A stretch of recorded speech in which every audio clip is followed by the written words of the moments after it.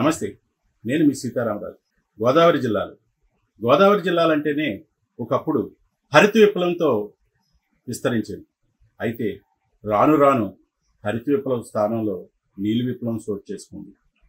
అప్పటి వరకు ఉన్న వరి పొలాలు కాస్త చేపల చెరువులుగాను, రొయ్యల చెరువులుగాను రూపాంతరం చెందాయి. అయితే అప్పటి వరకు ఎంతో నష్టపోయిన రైతాంగం ఇదైతే ఆక్వారంగం అయితే ఊతమిచ్చింది. అంతేకాదు, పశ్చిమ గోదావరి జిల్లాలోనే ఏటా ఇంచుమించు 1.5 ఎకరాల్లో రొయ్యల చెరువు సాగు జరుగుతుంది. విదేశాలకు ఎగుమతి అయ్యే ఇంచుమించు 4 లక్షల రొయ్యల ఉత్పత్తుల్లో 3.5 లక్షలు విదేశాలకు మన జిల్లా నుంచే రవాణా అవుతుంది.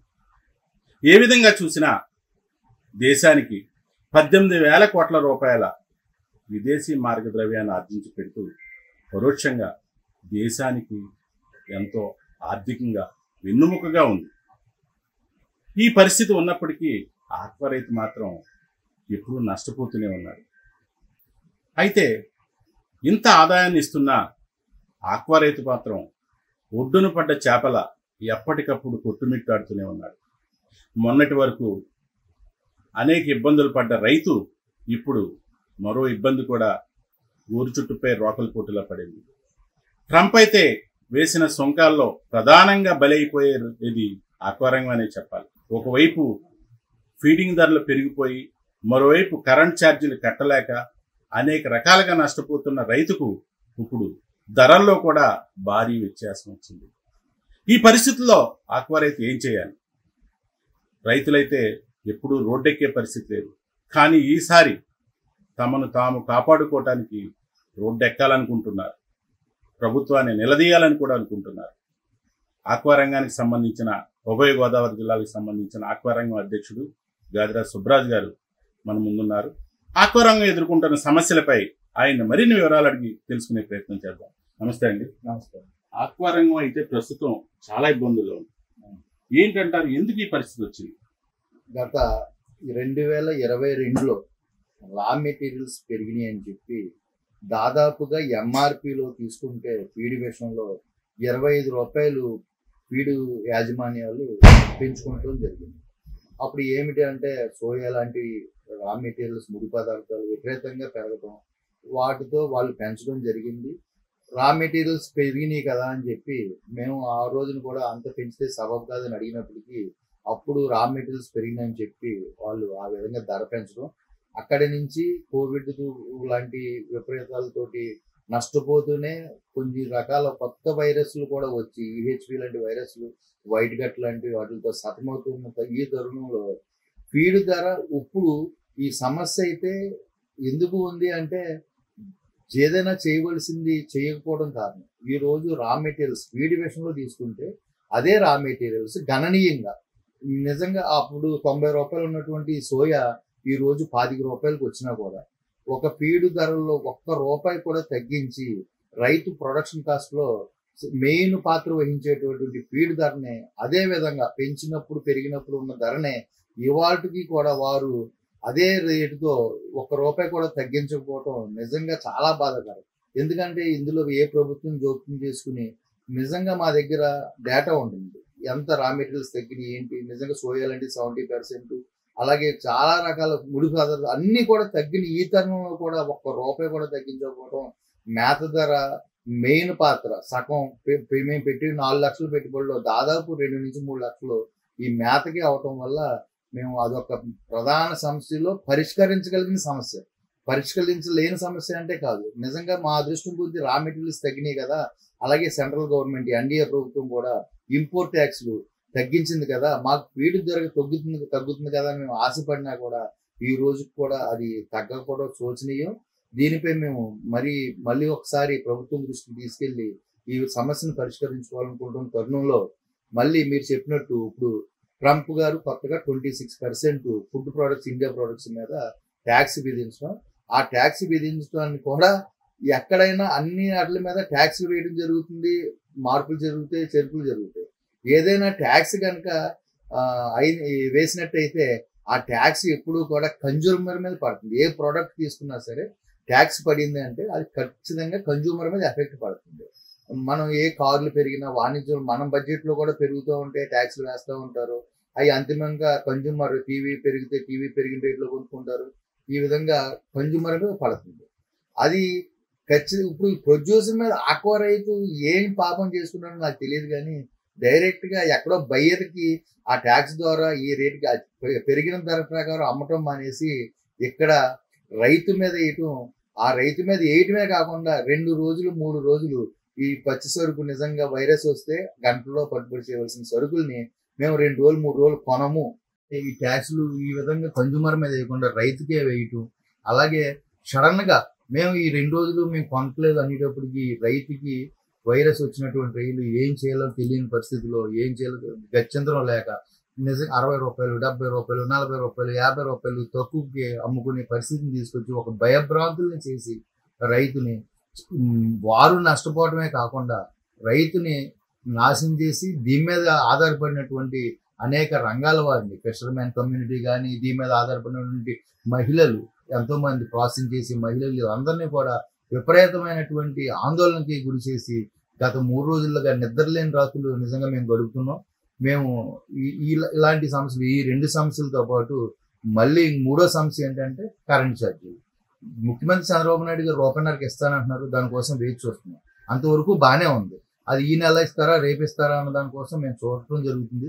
కానీ ఇంకొక విచిత్రం ఏంటంటే మేము ఇప్పుడు వాడిన కరెంటు బిల్లుతో పాటు FPPCA ఛార్జీలు అని చెప్పి 3 సంవత్సరాలు, అవి ఏ సంవత్సరాలు కూడా పూర్తిగా రైతులకు అవగాహన లేదు. అది 2015లోది అంటున్నారు, 19లోది అంటున్నారు, 21లోది అంటున్నారు. ఈ 3 ఛార్జీలని అప్పుడు ఫ్యూయల్ రేట్లో కోల్ రేట్లో మేము అధికంగా కొన్నాం కాబట్టి ఇప్పుడు రైతులు వాడుకునే కరెంట్ బిల్లులో తీసుకొచ్చి వాటి ఛార్జీలని వేయటం, ఇది ఆక్వా రంగం ఎలా అయిపోయిందంటే ఒక వైకుంఠపల్లిలో అయిపోయి నిజంగా 2015లో చేసిన రైతు ఎవరు, 25లో చేస్తున్నటువంటి రైతు ఎవరు, 2019లో చేసిన రైతు ఎవరు, 25లో చేస్తున్న రైతు ఎవరు, 21లో చేసిన రైతు ఎవరు, 20 ఈ రోజుకి 15లో చేసిన నుంచి కంటిన్యూ చేసిన ఆక్వా రైతు అయితే తీవ్ర నష్టాలతో ఏ రైతు కూడా 15 నుంచి వాటి వరకు ఆక్వా రంగంలో ఉన్న రైతు ఏ రైతు ఉంది. కానీ ఆ ఛార్జీలు ఇప్పుడు కల్చర్ చేస్తున్న వాళ్ళు కడుతుంటే మాకు రూపాయన్నర పేరుకే కానీ 3 రూపాయలు యూనిట్కి పడడం జరుగుతుంది. దీంతో పాటు క్వాలిటీ కరెంటు అంటున్నారు. ఇది 440 వాట్స్లో ఏదైనా ఎనర్జీలో 10% ప్లస్ ఆర్ మైనస్లు ఉంటాయి. దానికి మేము ఓకే, కానీ 380 మించి రాని ఏరియాలు చాలా ఉన్నాయి. ఆ లోటు అటువంటి కరెంటు క్వాలిటీ లేని కరెంట్ ఇవ్వడం వల్ల మాకు మోటార్లు కాలిపోవటం, అలాగే 1.1 యాంప్స్ తీసుకోవాల్సిన ఏరియా రోడ్ 2.3 తీసుకుంటాం, అధిక ఛార్జీలు కట్టుకుంటాం. క్వాలిటీ కరెంట్ కూడా ఇవ్వాలని చెప్పి మేము ప్రయత్నిస్తున్న ఆ దిశగా కూడా ఇంకా చర్యలు తీసుకోకపోవడం కూడా శోచనీయం. సుబ్రాజు గారు, అయితే ఇప్పుడు వాస్తవంగా చెప్పాలంటే ఆక్వా రంగం అనేక ఆటుపోట్లు ఎదుర్కొంటున్నారు. చిన్న రైతులు చాలా ఇబ్బంది పడుతున్నారు. ఇప్పుడు ట్రంప్ విధానంతో మరింత ఇబ్బంది పడుతున్నారు. ఇదంతా కూడా మధ్యలో ఉన్న ట్రేడర్లు కూడా కొంత రైతుని ఈ విధంగా నష్టపోవడానికి కారణం అవుతున్నారంటారా? ట్రేడర్లు నష్టపోవడానికి కారణం అవుతున్నారు అంటే ఆ ట్రేడర్లు ఎవరికి కొంటున్నారు సార్? ఈ ప్రాసెసింగ్ ప్లాంట్ వాళ్ళకి ఇవ్వకుండా వీళ్ళేమి ఎక్స్పోర్ట్ చేయట్లేదు కదా.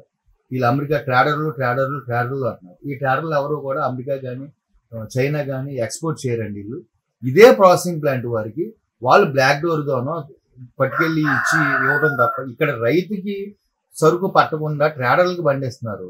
ఆ చేసి తప్పు కూడా మా దృష్టిలో ప్రాసెసింగ్ ప్లాంట్ చేసే వాళ్ళే, ట్రేడర్లకు ఆ అవకాశం ఇస్తుంది కూడా ప్రాసెసింగ్ ప్లాంట్ వాళ్ళే. అయితే ప్రస్తుతం ఉన్న పరిస్థితిలో ఆక్వా రంగం గట్టెక్కాలంటే మీరు ఏదో సమావేశం కూడా ఏర్పాటు చేశారు ప్రభుత్వ పెద్దలతో. ఆ సభ వల్ల మీ సమస్యలు ఏమైనా పరిష్కారం అవుతాయి అనుకుంటున్నారు? ఖచ్చితంగా ఆ మానవుడు ఆశాజీవి. ఈ ఆశతో, ఎందుకంటే మాకు నిజంగా 2వ రంగం తెలియదు. మేము ఈ రంగం మీద పూర్తిగా ఆధారపడి ఉన్నాం. కష్టమో నష్టమో ఇందులో ఉన్నటువంటి సమస్యలను ప్రభుత్వ పెద్దల దృష్టికి తీసుకువెళ్ళి వాటి ద్వారా మా సమస్యలు పరిష్కరించుకుని దీంట్లో ఎదరికెళ్ళాలి తప్ప మేము ఇంకో 2రోజు చేయలేని పరిస్థితి. మేము బ్రతుకుతూ ఇంతమంది ఆధారపడిన దాన్ని ఇప్పుడుకిప్పుడు ఈ రకంగా ఆత్మహత్య చేయడం సబబు కాదు. కాబట్టి మేము ముఖ్యంగా ఏప్రిల్ 9న జరిగే సమావేశాల్లో నిజంగా ఇందులో ఇరిగేషన్ ఒక పక్కన ఆక్వా రంగాన్ని చాలా పెద్దది చేయాలి, ఇడిపోయిన ఆంధ్రప్రదేశ్కి ఇది ఆయువు పట్టు అని చెప్తున్నారు. ఇప్పుడున్న దానికంటే కూడా ఈ ఎకరాల కంటే కూడా 10 లక్షల ఎకరాలు పెంచాలని గత నెలలో కూడా సీఎం చంద్రబాబు నాయుడు గారు 15, 16, 17 తారీఖుల్లో మనకి పెంచండి, 3 పెంచండి అని చెప్పి కూడా పిలుపునివ్వడం జరిగింది. మా బాధ ఏంటంటే చాలా ఆనందపడ్డాం. ఆ రోజు మేము చాలా ఆనందపడ్డాం. ఇలాగా ఆక్వా మీద విజన్ ఉన్న నాయకుడు కదా, మాకు ఆక్వా రంగంలో చాలా మంచి సపోర్ట్ చేస్తున్నారు అనుకున్న తరుణంలో అసలు ఇప్పుడు పండించిన రైతులకి అమ్ముకోలేని పరిస్థితి తయారైన తర్వాత నిజంగా ఇంకా పెరిగితే మా పరిస్థితి ఏంటి అనే సంశయంలో పడ్డాం.